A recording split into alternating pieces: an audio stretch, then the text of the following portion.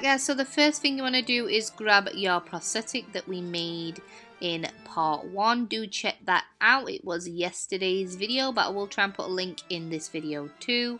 So I'm just going to chop it up now to make sure that it fits my husband's face, because obviously I made it from a mold of my face, but you can just easily play around with it to make it fit.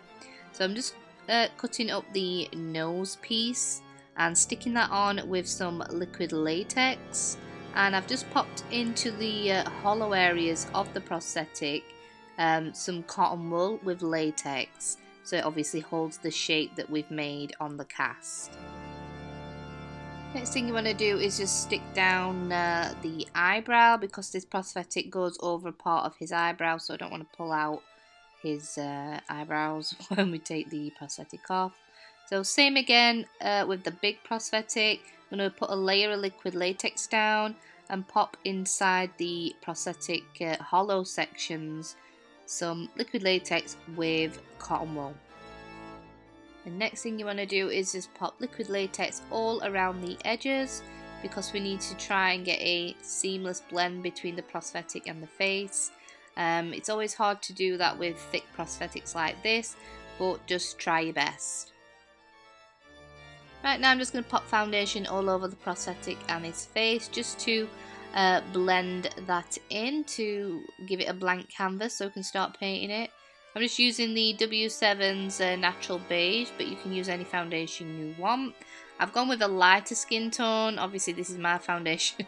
My husband doesn't wear foundation, but if you look at Phantom of the Opera, it looks quite pale anyway, so it works.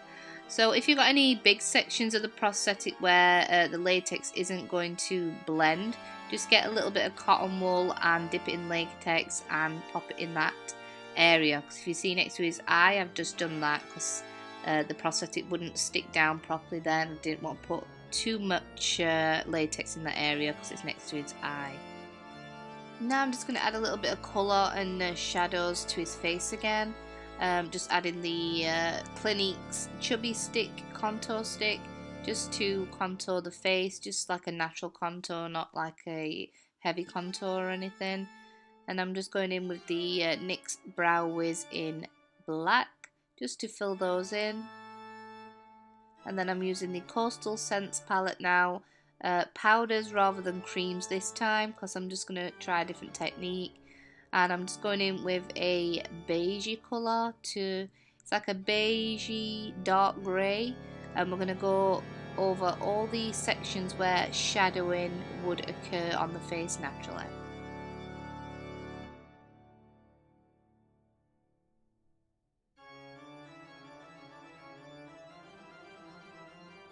So get into all those nooks and crannies, because it will emphasize the like mangled up side of the face.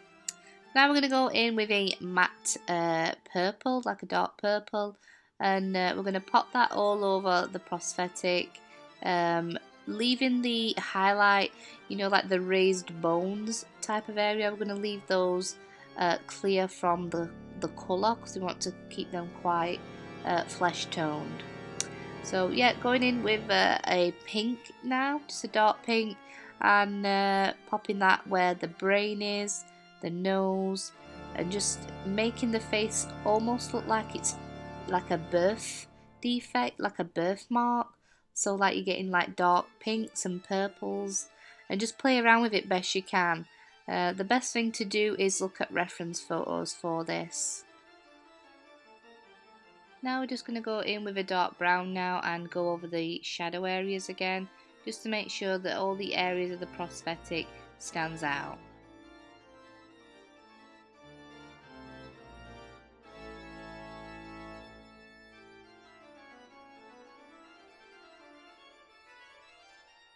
Now we're going to change it up and go in with our flash palette, some cream colours.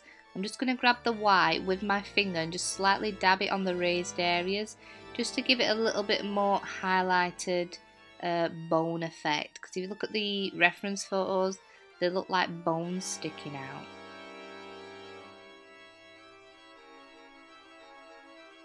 And now with a detailing brush, I'm just going to go in with the brown and then just go around all the details and make sure that you can actually see them properly, because the the powder can only do so much, so I'm just getting in the nooks and crannies with that dark brown.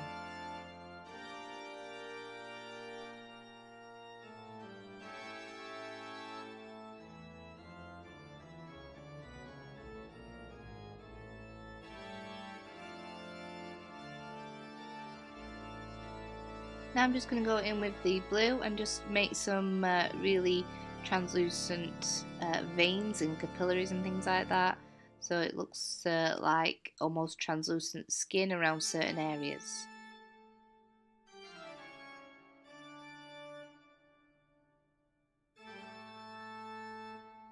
Now I'm just going to grab this stippling sponge, and it's just got some a little bit of brown cream face paint on there.